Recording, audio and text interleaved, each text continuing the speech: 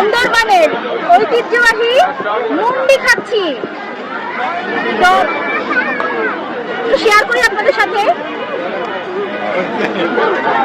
বিসমিল্লাহ, দারুন, সেই টেস্ট।